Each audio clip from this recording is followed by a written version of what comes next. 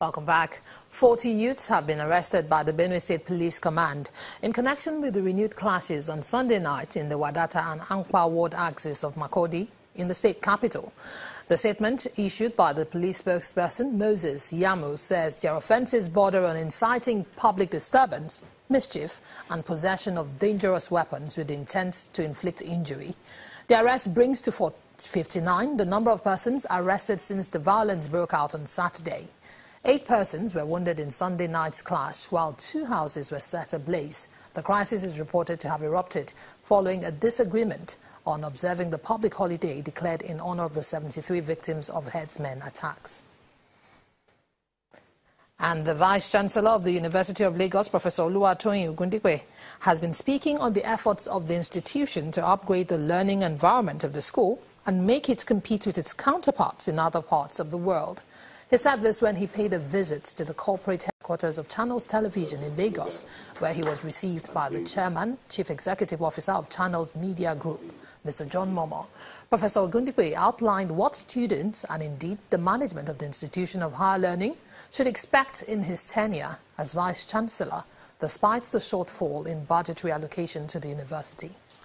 And also recently, I want to say that the recent rating based on the information available on the university website.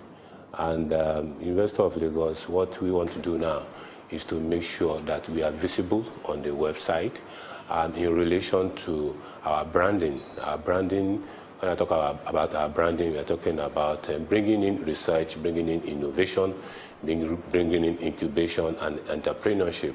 And with that, we'll be able to make our university more visible on our website, and we want to have students that can compete globally and also locally.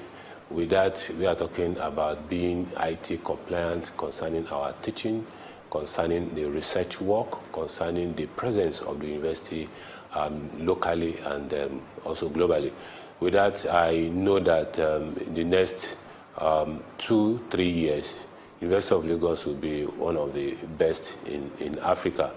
And the rating is very open. You can easily look at it and assess your university.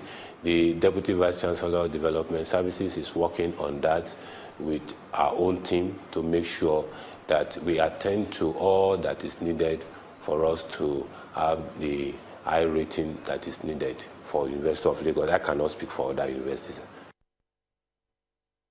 Nigeria is today marking the Armed Forces Remembrance Day, an annual event to honor members of the military who fought and are still fighting in various theaters of conflict within Nigeria and across the world.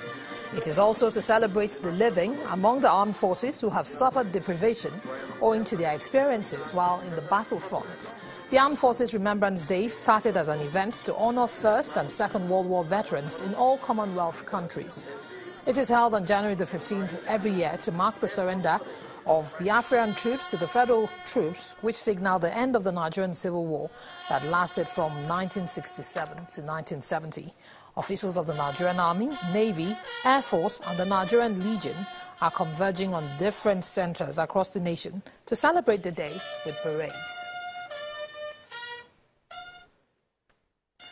Well, on that note, it's bye-bye on News Across Nigeria. Thank you for staying with us. I'm Imana Amawe.